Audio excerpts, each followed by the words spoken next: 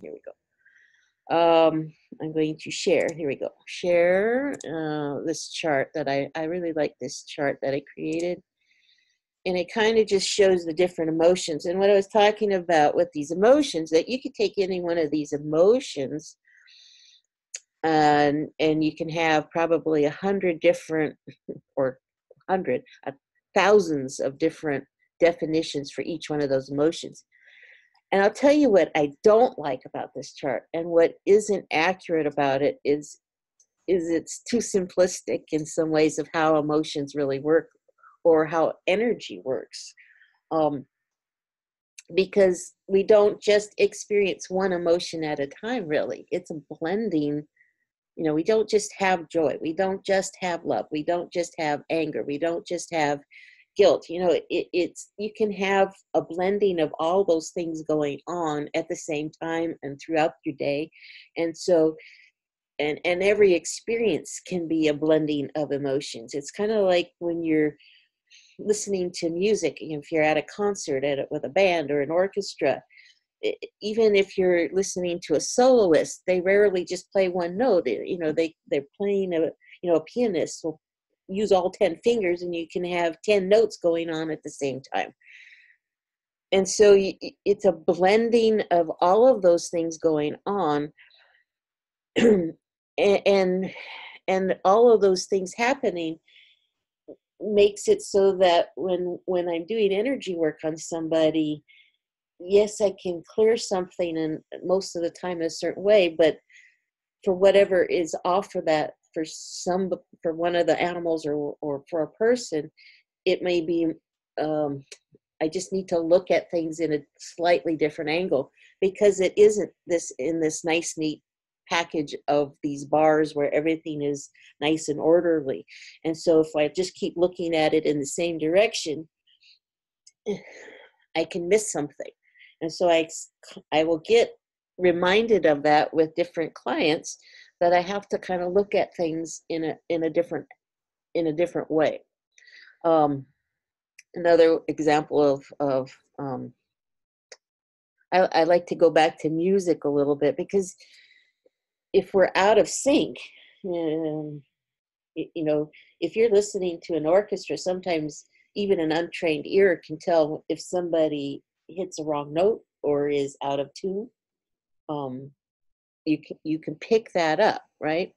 But it's not a simple little waveform. It's when you're looking at the frequencies, our mind can really only see 3 dimensions, which is why the graph here is easy for us to understand. But the frequencies don't work that way, and they don't even work in this nice, neat little simple single file line either. It's circular and convoluted. It's all twisted together, sometimes going around, and it may cycle, but it's going into this interesting waveform. And you can get a distortion when we get a clunker, or some of these negative emotions can take us out.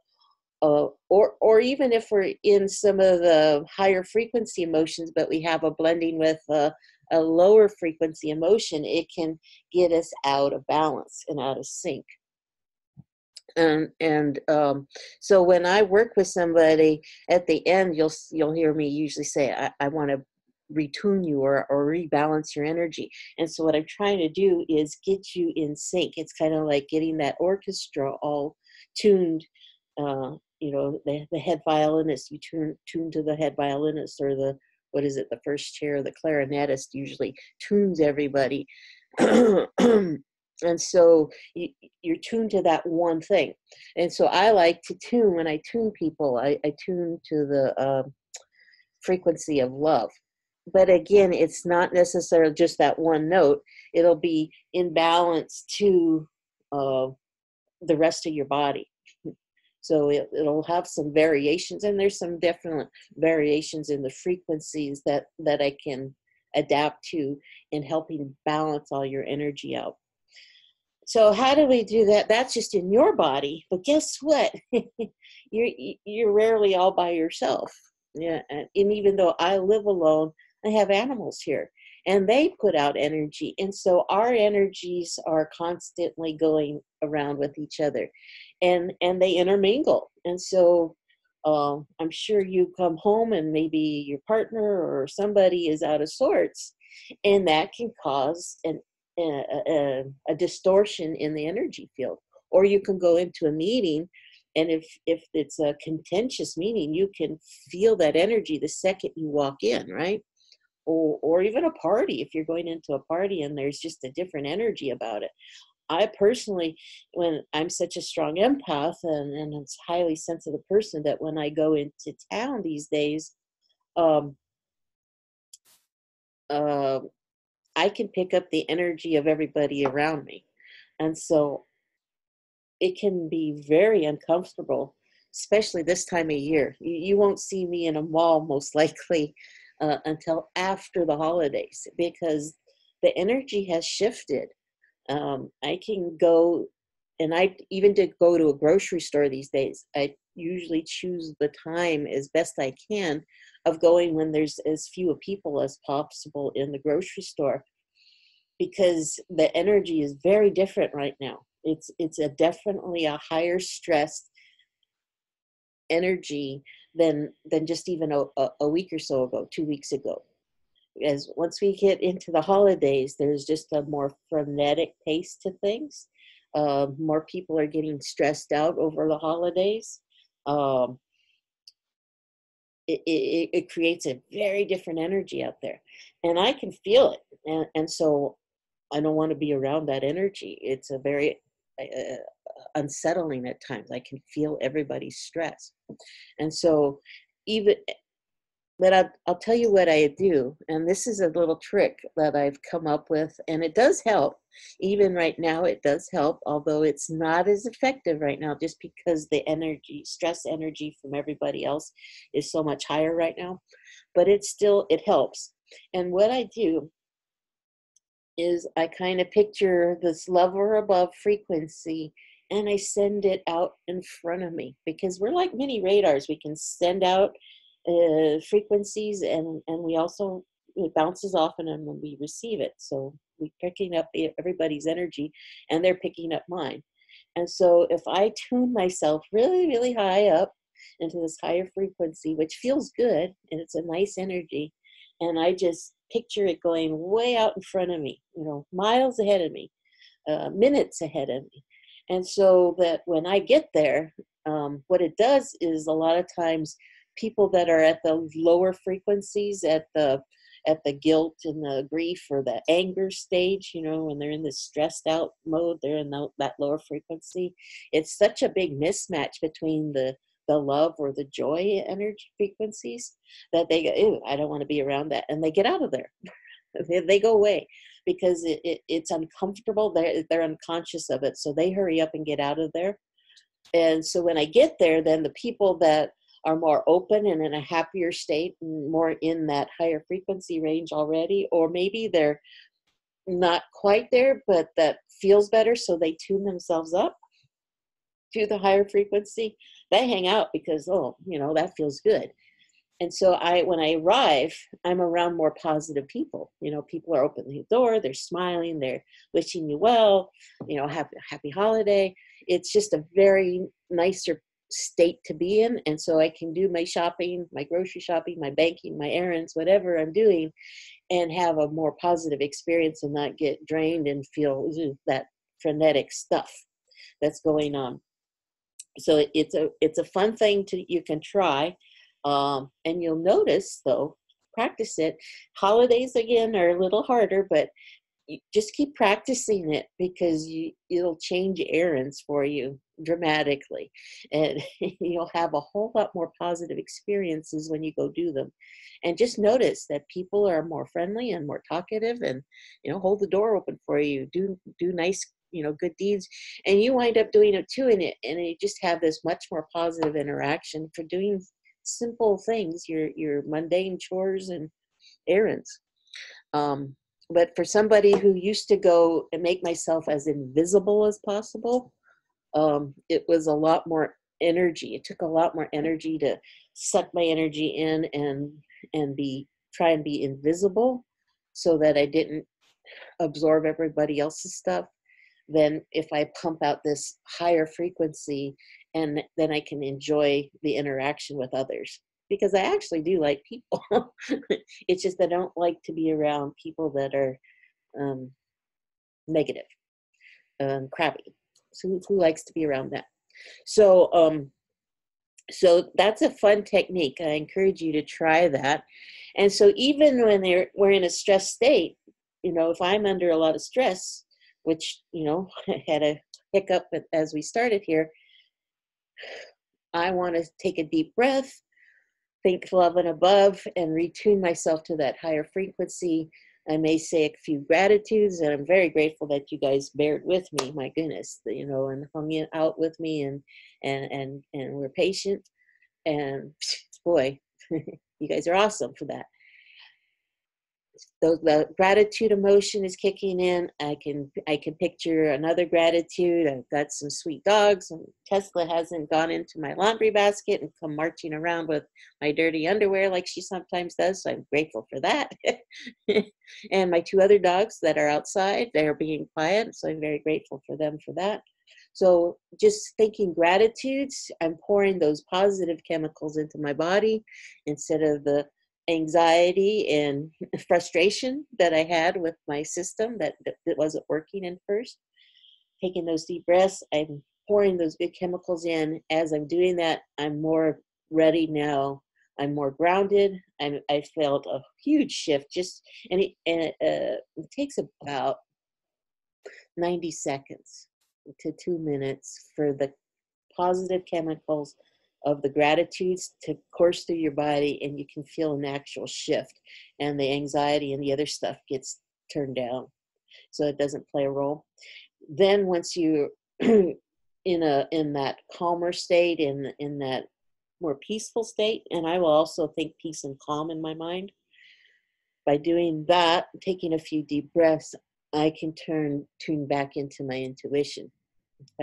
Stress and intuition do not go together. It's really, really hard to overcome being in a stress state and being able to hear your intuition. So important to try and get yourself out of it. And there's times, if I have a sick animal, it's really hard to not be stressed out. But those techniques of taking a few deep breaths, a few gratitudes, but especially breathing, doing a couple gratitudes if you need to kind of help get the positive energy flowing, and then you can focus in on whatever you need to do. But breathing is really important. You go into shallow breathing if you're in a stress state. Just doesn't work. And if you have a sick animal, boy, do they pick up your respiration rate. That's what they hear. That's what they feel. So even if you're saying, it's okay, they're going, you're lying, because I can tell you're breathing really shallow and you're stressed out. So that means I should be stressed out too. If you take a few deep breaths, calm your own respiration down, your animal will pick that up. Okay. That's what they hear. They hear the notes. They don't hear the words. They hear the notes that you're pumping out, the frequencies, the emotional frequencies. So I'm going to unshare my screen. If you have any questions, gratitude on the chart under another name. It's not on there, but it's gratitude is pretty high up. I would say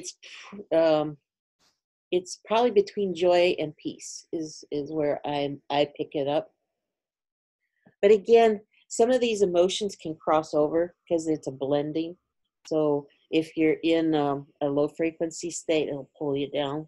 But even the gratitudes will raise you back up. Okay, and it shuts off. The difference is it's kind of going from your fight or flight response system to your parasympathetic response system, which is your calming system. The gratitudes, the love, the joy, those emotions are triggering those the more calming emotions, so that you can hear things better. If you're in the fight or flight response system, you're in that little reptilian brain. It's about the size of a walnut, if that. And so that's what's working is that little brain, um, your lizard brain, and and you can't hear any of the cognitive stuff going on when you go into those higher frequencies from love or above. You're accessing a whole lot more of your brain. If you're in the fight or flight response, you're only in that little itty bitty brain. Okay, that's the difference. Anybody? Last time you said you sensed helplessness in Michelle, helplessness in your cat. What does that mean, or what would cause that feeling? Oh boy, a lot of things can make them feel helplessness. What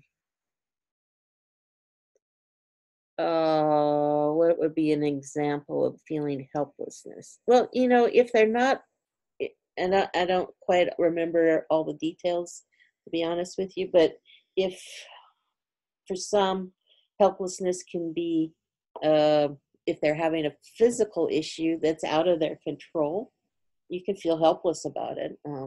They don't know why their body isn't working anymore, and so or isn't working right. You could feel helpless about that. It could be helpless because, you know what, I'm hungry and there's no food here and it's not time for supper yet. And but I would like something to eat, but there's nothing to eat, and you feel helpless over that. There's a lot of different ways of somebody feeling helpless. Um, for some animals that came from in a rescue situation, their previous environment could feel very helpless because it could have been a very neglectful home, and they could feel very helpless in a situation like that. And that's more probably the most common part is when I get that in an animal is that they had a past experience where they just, you know, came from a lot of neglect, or they could be stuck in they could have gotten trapped in a room and they wanted out, and you could feel very helpless if you got stuck someplace um, and couldn't find their way out. And just get stuck in a room, a door closes and they go on out and they can't get out. They could feel helpless in that. Um, uh, oh, and I was wondering if being declawed would cause that.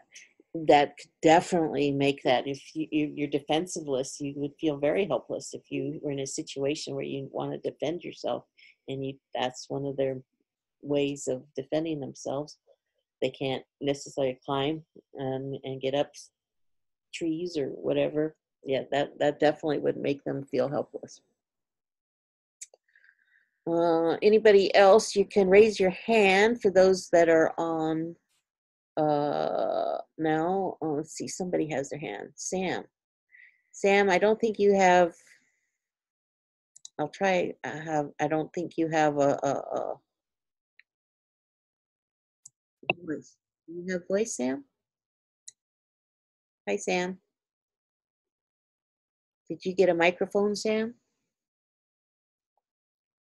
If not, you'll have to type it into the chat area or a Q&A box. Nope, let me try and unmute you.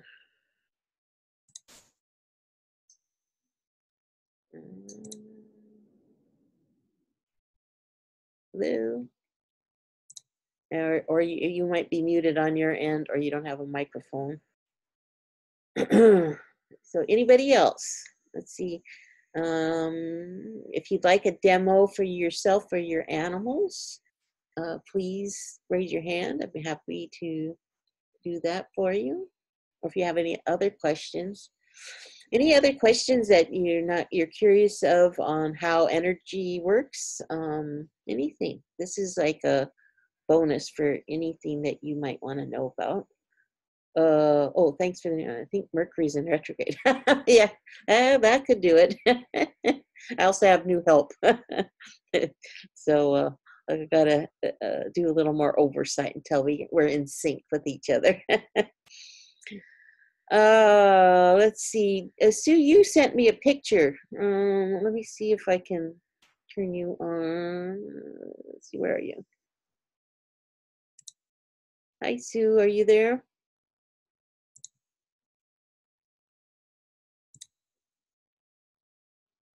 I'm trying to unmute you. There you are. Hi.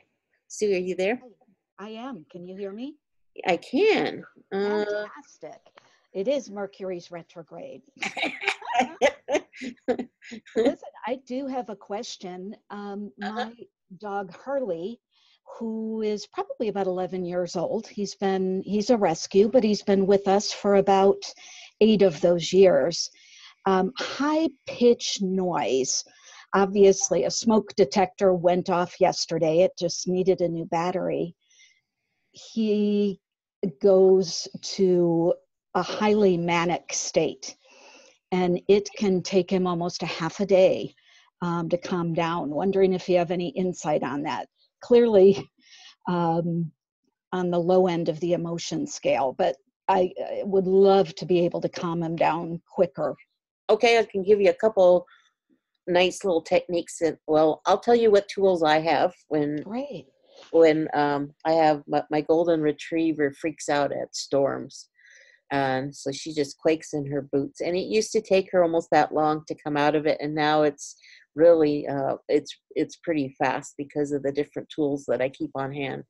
I keep an essential oil, and I like to use a company called animaleo.info. I'm going to type it into the chat so some of you can see it. So that is their website, animaleo.info, and their for dogs. I get their Calm-U-Mile, and it's really effective for dogs that I found. Try it out. What I will do is put it on like a piece of cotton, like a cut up T-shirt or a little swatch, and let them sniff it that way. And that way, if they like it, great. If not, if it agitates them, sometimes it, everybody's unique. And if it agitates them, you can take the material away before I put it on them.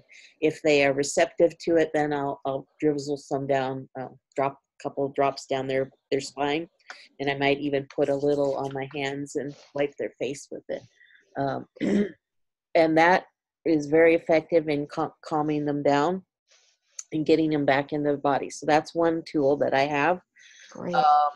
I also like the technique of T-Touch. I'm not a practitioner, but if you Google T-Touch, and I'll type that in as well. T-Touch is a modality created by Linda Tellington Jones, and she's got a number of books for cats and dogs and horses and humans. But you can Google and find some YouTubes on it, and it's just a real light touch. But that gets them back into their body as well. And I like to do that before they get into a stress state, if I can, to introduce it to them. And I'll do it instead of petting a lot of times. And what it does is create a Pavlovian response because they like it. It's just very calming and soothing. And again, it triggers that parasympathetic response system. And so the more I do that, and the more that they go, oh, this is the feel-good touches. Oh, this is the feel-good touches.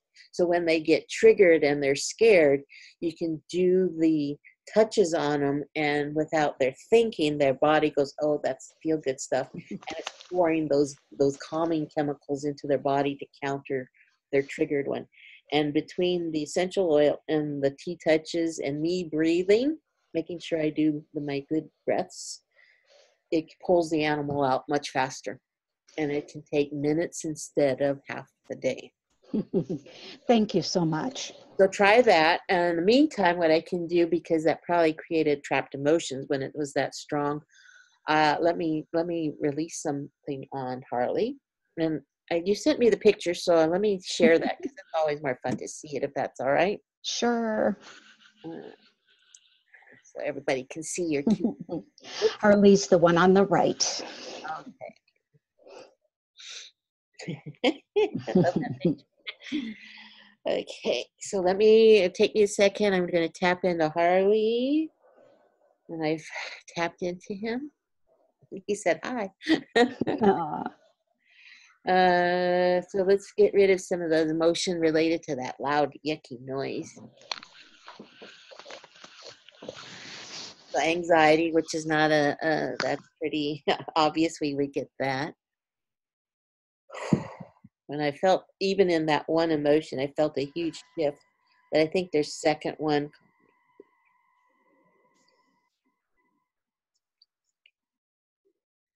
frustration. It caused the frustration too. Ah, okay. Releasing that there. So I'll tell you where you might feel it in his body right now, is in his mid back range. Okay. A tightness in there, Mm-hmm. and it just feels a little stuck. So I'm going to have you do a little release on him. And what I would have you do, and I'm going to unshare so you can see what I'm going to have you do. I want you to take your fingers, kind of just pinch lightly down his spine, and he might react, or you might just, just kind of flinch or look back at you like, what are you doing? Or yeah, that's the spot. Okay. But it should be around midway down. There's a spot that's really tight. And what you're going to do is just take your fingertips in that spot when you find it and just go flick. You might flick maybe twice. Flick, flick. And Will do. then see what he does with that. And I think if you go back and kind of pinch, pinch, pinch, you'll see that he doesn't react in that spot, because it'll just finally free up that one little blocked area. But it feels like if you could go in there, and that'll do the final release in that spot of where he locked onto that emotion. Thank you so much. Thank you for sharing. You're always so helpful. I appreciate it. All right. So Sam, I see you wrote it down in the Q&A box. Good. All right. Sometimes when I'm stressed, I step back and remove myself from the situation rather than trying to force it. For example, this afternoon at sewing class, my project wasn't working out as I planned prior going. Then to top it off, it was someone's birthday and another student brought an ice cream cake. I really didn't want to participate and wanted to figure out how to resolve my problem. However, I thought this person's birthday is more important than my problem. So I participated and felt better after. I revisited my sewing project and could feel the stress starting to rise. Then I determined, well, I'll deal with this later at home. So I said goodbye and left class early. Driving home, I figured out a way to resolve my sewing dilemma. So after this long story, would my initial response be considered flight, fight or flight? I didn't think to do the breathing or gratitudes, however. Continued, participating in this celebration could be considered gratitude, right? Yeah, sure. Yeah, stepping back, if you're starting to get into that frustration and you're, whatever that emotion is, remember you're going into the fight or flight response system. And yes, probably wanting to get out of it. Maybe you were picking something else up too, but it might just be you were frustrated over your project not working right. And once you start going down that rabbit hole, it's sometimes stepping away so you can get that breath and a little separation from it. That's what you need. And it's hard to remember how to do all that when there's a lot of other commotion going on. Even if it's a happy commotion, it's still it can be still a more stress state, or you're still once you get that frustration chemical into your body, it doesn't leave instantly necessarily. And even though you might be having fun with the celebration, it's not necessary. It's probably not quite the gratitude. You're probably in a happier state, but it's not as high. So it might take you longer to get out of that lower frequency state that you were in. That again, you're not in your thinking brain. And so your habit might be that when you get into that fight response system is you want to get out of there. And if you're in a crowded space, for some of us, that doesn't feel safe to be in with around a lot of people. For some of us that are introverts, if we're triggered, the last thing we want to be is around a lot of people. So that isn't uncommon that you want to get out. If I get into that mode and I'm around a lot of people, I too want to get out so that I can concentrate, get myself grounded again, and not deal with a whole lot of other people's energy while I'm dealing with my own stuff. or I'm picking their stuff up, and it's just too hard for me to sort it all out with everything bombarding me. So I need to kind of get into a quiet place. That's kind of the world of an introvert, and take that, it being an introvert, and then add being an empath on top of it, and we can come off as looking very aloof at times, and it isn't that we want to be that way. It's just that we're we're being bombarded by a lot of stuff, and it's just like having the most obnoxious music going on, but not just one channel. It's like having 10 people playing obnoxious music and different channels at the same time. That's kind of what it's like for somebody that's a more sensitive person in in a frenetic, chaotic state. It's not pleasant. So you will see a lot of folks like me want to bolt. I don't do well at amusement parks anymore. Disneyland is not the happiest place on earth for me anymore, which is sad because I used to have fun there. So let's see, who else? Anybody else have questions, comments? We got some time still. Um, let's see.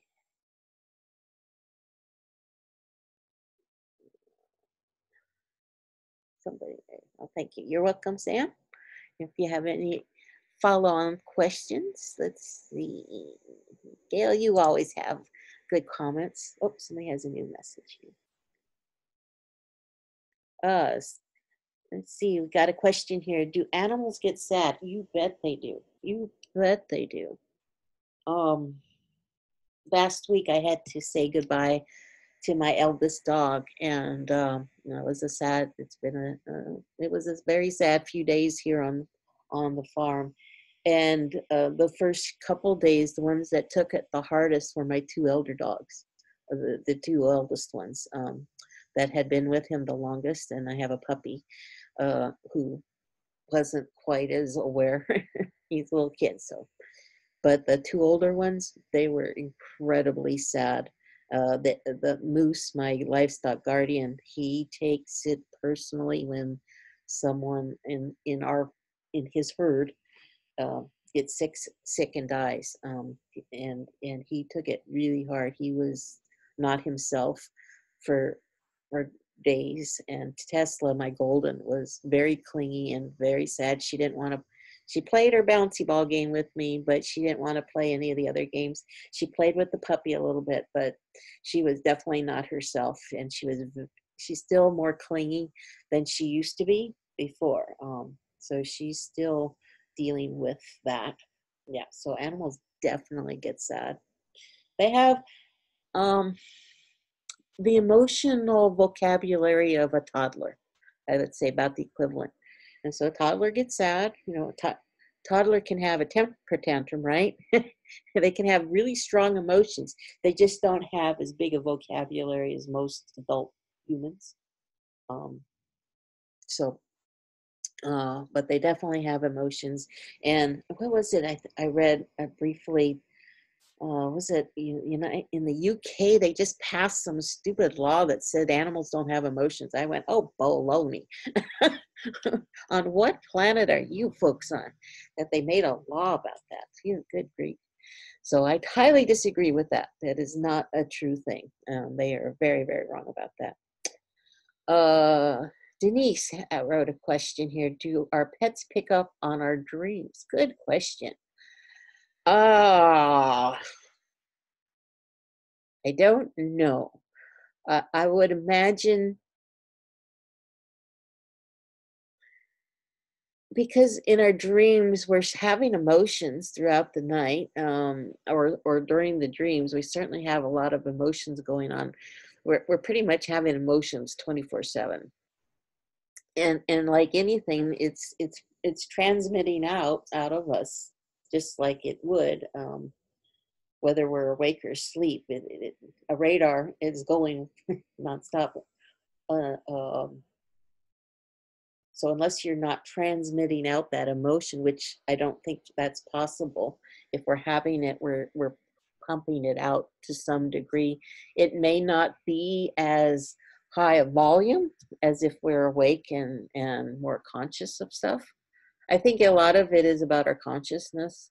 And in a lot of times in our dreams, it can actually be stronger than in our day world emotions, because we can force ourselves to be kind of shut down.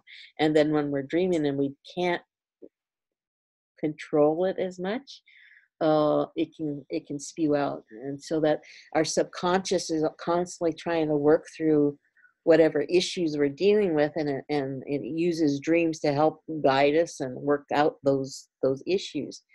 And so those emotions can be pretty strong. I mean, I've had some doozies of dreams, and I would imagine the animals are totally picking it up. I can't recall my animals necessarily waking up or waking me up because I'm having a nightmare. So I don't think it seems to bother them to that point where it's disturbing their sleep. Now the vice versa, when they're having a nightmare, I pick that up and it wakes me up and go, what's wrong? So I would imagine it's two ways though, but they don't seem to act out on it for me. Maybe somebody else, their animal may wake them up because it bothers them that you're upset. Good question. I'll have to think about that. I hadn't, when they wake me up, I'm assuming it's because they want something. Maybe they are picking up my dream and it's bothering them. They're worried about me, and because I'm having a nightmare or something, or I'm upset in a dream, and they're concerned, so they're waking me up to see if I'm all right. I hadn't thought about it. Good question. Let's see, anybody else? Oh, Gail, I was going to unmute you because you always have good questions. I'm picking on you. Yeah. I guess I'd ask about Shane again. Trying to release emotions that he has, stuck emotions, and one particular stubbornness emotion that we found was multi-leveled. Mm-hmm. And if I'm trying to release it myself, how would I know that I'm releasing all of that emotion? Would I do a sway test to So what I do is after I release, I'll ask, did I release it? Did I release all of it? And I'll get a yes or no. If it's no, then I know I need to clear more.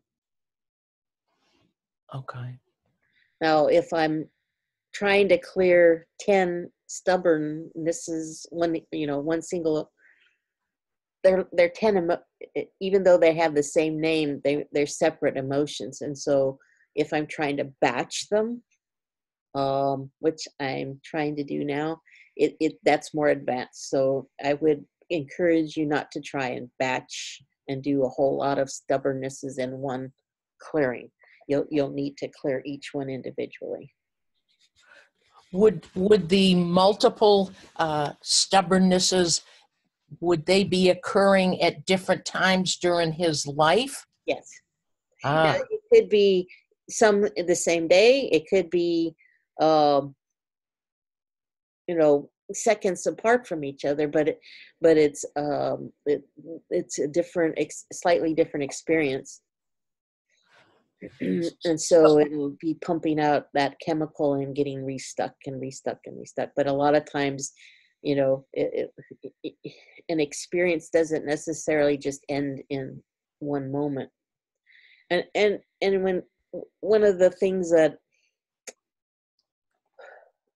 I like people that I encourage people to, if they need therapy, to have therapy and have talk therapy. The downside, there's always a yin and yang. When you keep rehashing or remembering things, you're still, every time you remember something and it's a negative experience or a positive experience, you're releasing those chemicals again. It's like you're replaying that movie, and that memory of those movies is you're releasing those chemicals. And so it's like a new experience, and that emotion's getting restuck and restuck and restuck.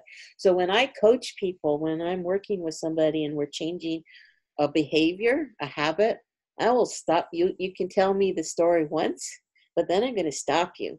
That's where I deviate off of being the therapist and become a coach. And I work on creating the new habit, because I don't want to keep having to remove the same emotion over and over and over. It becomes a negative feedback. You're not moving forward. And so I want to change the direction and get you onto the positive, healthier habit, and not have to keep replaying the same memory over and over. That's not helping you at that point. It's learning enough about our past so that we can move forward and not keep repeating it. Does that make sense? Yes. Okay. For our animals, they don't seem to hang on to the baggage as much, so they're more just individual experiences, but they can definitely get triggered. And so if I had a dog, he was a sweet dog, he just wasn't the sharpest tool in the shed. But he had when my sister was a junior in high school, she was going to the prom, and we had this dog who was a puppy at the time. And she and my mom went shopping, and she bought this nice dress, or she made the dress, and she bought these nice shoes. Anyway, she left the shoes out, and the puppy got a hold of them and chewed them.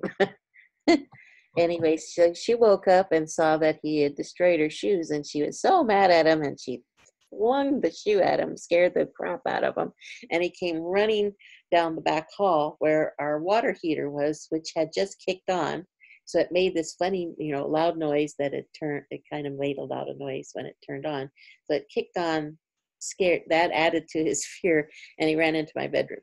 Anyway, after that one event, he was petrified to go down that back hall, and you could make a whole circle in our house in that place. There you could go one direction, get to the bedrooms, and go around through the other. Anyway, he would go as far as that water heater and stop.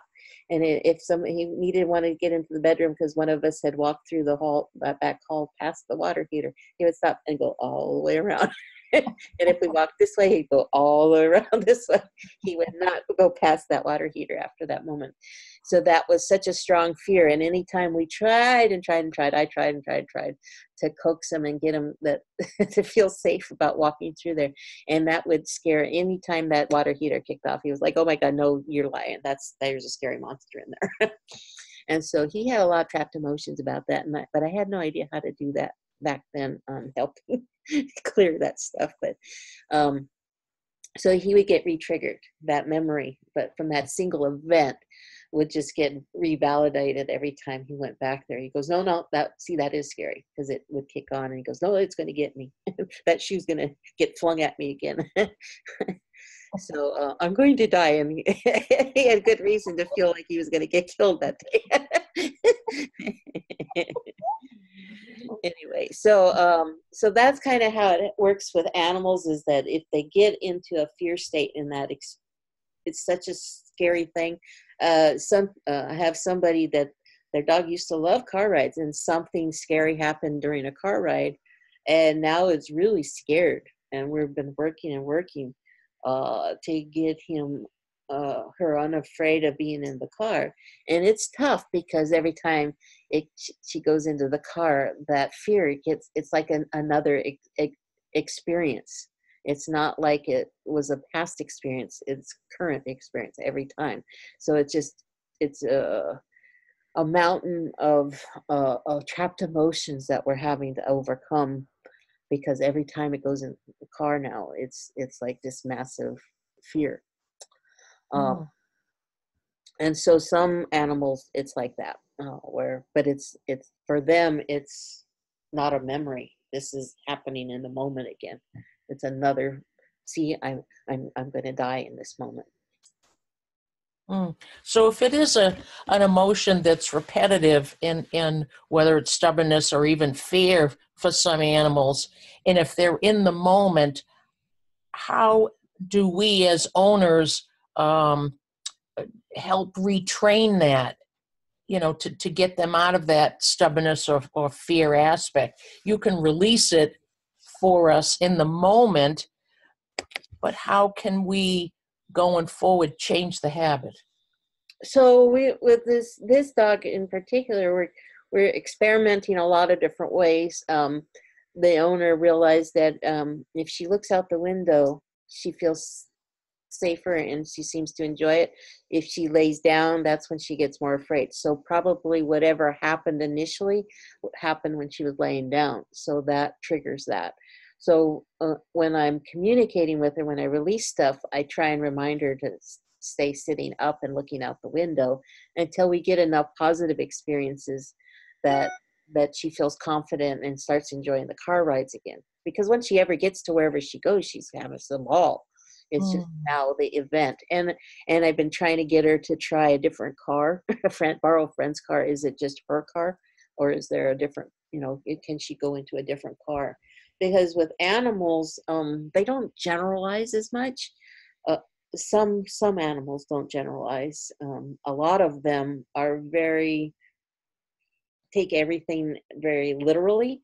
And so for some of them, if I train them to do something with my left hand, I have to retrain that same thing on my right hand. If I use my hand up, palm up to indicate sit. If I only use my left hand, they would not sit if I use my right hand. That's different to them. So if I want to be able to use either hand, I have to train them. Sit means this, or it means this. Wow. And so for stubbornness, what we would have to do is, I would probably, I would use clicker training. And if they get into a stubborn mode, I would want to find something. Actually, I would start it ahead of time. Because with my puppy now, my Great Pyrenees, they can be pretty stubborn and independent. And we want them to be.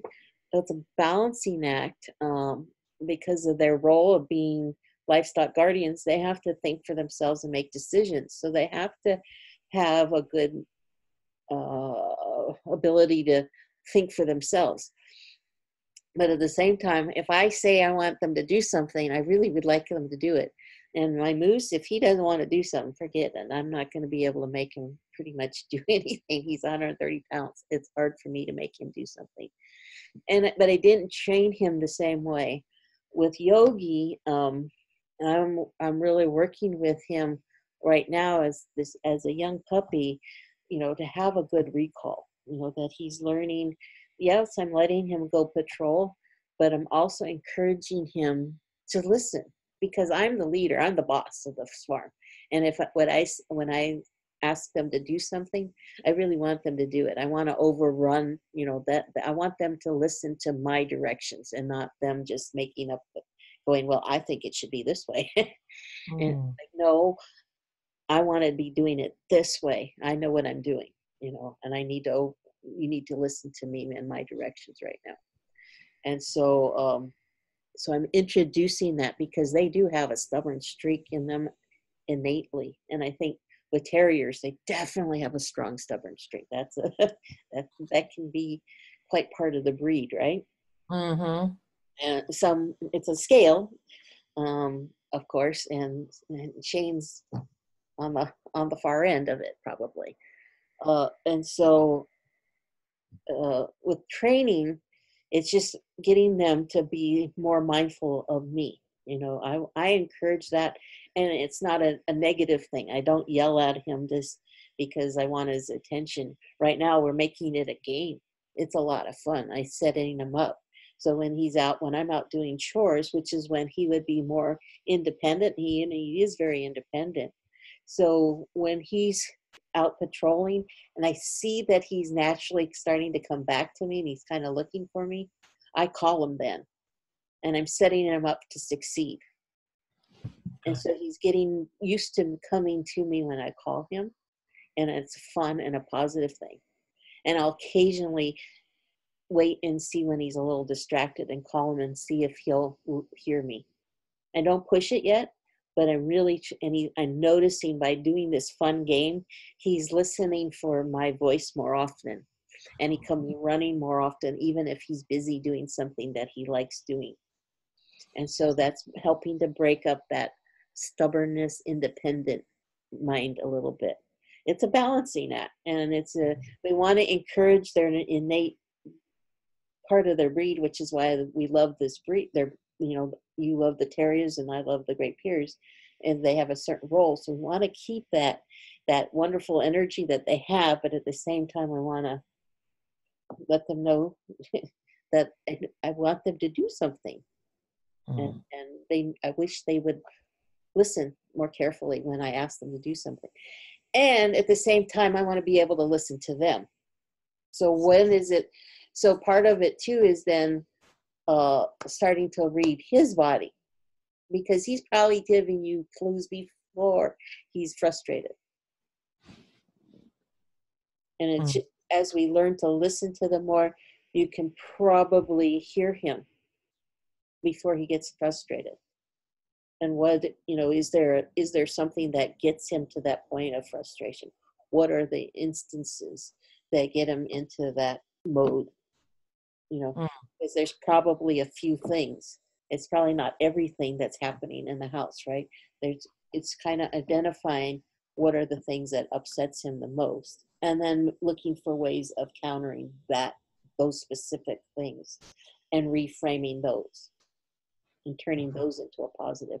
But a lot of times it's just us men learning to listen to where they're at. If we want them to come to where we're at, we have to start where they're at.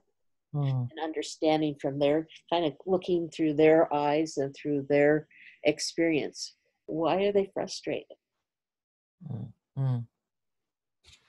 Great suggestions. Thank you. So kind of see that, and I keep seeing something in his crate in the kennel area that he gets frustrated by. I don't know, maybe because he wants to get out more often, and he always thinks it's his turn. I don't know. Yeah, there was a female that was in estrus, but we didn't breed her, so I think that was part of it lately, that he thought it would be his turn.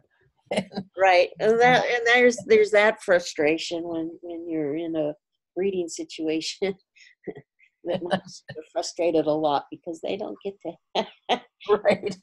enjoy Not this time. Yeah. they would like. Right. And the girls are right there, and they are happy to flirt with them, which is not nice. Right. Teasing. That are out of our control in that regards, because those, even if you have them in separate rooms, they pick it up blocks away. Oh yeah, absolutely. And I think your clicker training idea is wonderful. I like that too. But we can help counter it by distracting them a little bit with just more fun and games and getting that energy out in a positive way. Perfect. Thank you so much. Thank you. Those are great questions. Anybody else have any questions or comments? And again, thank you for coming on tonight and bearing with me through the hiccups. I do have something new that it's not on the website. Hopefully by tomorrow it will be in working order. But I have e-gift cards coming out for the holidays. So anybody that might want to share and experience some of the gifts or use them as gifts, I'll be having them an e-gift card available. And keep an eye out in your inbox, because till the end of the month, I sent out an email last week, and I'll send it out again, that I don't do discounts very often, but I have a 15% discount out right now. So you might want to take advantage of that and use that. So I will send that out to you all in the next day or two. Actually, I'll send it out tomorrow, because we're at the end of the month. Where does time go? My goodness, time means nothing to me these days. It just disappeared. Anyway, thank you all for coming on tonight. And I hope you enjoy these bonus webinars. They're they're interesting. They challenge me because I have to get out of my comfort zone. And today I really got out of it. So, uh, but they're fun. And so next month I have 2 webinars coming up in December. I have an animals and emotion one coming up the first Wednesday of the month. And we're going to really focus these on the holidays, because I think a lot our animals have some it's fun, but it's also their stresses, holiday stresses around it. And some people are getting new animals for the holidays, or they're going on vacations. And so I think we're going to talk a little bit about, what we do, how we can help our pets through some of the holiday stress. And then the intuitive listening webinar for humans will also talk a bit about the holiday stress some more, and how we can help ourselves or each other through some of that, because the holidays aren't always easy for some folks. And I always work, other than maybe the day of a holiday, I usually work through the holidays, just because I know there's a lot of people that have a hard time during the holiday time. And unless I'm really going someplace, I keep my normal hours for the most part, and I'm available for folks, because I do know that can be tough times for a lot of folks, and want you to know that there's somebody there available to help you through it. So with that, thank you all for coming on tonight, and we will see you soon. Have a great evening.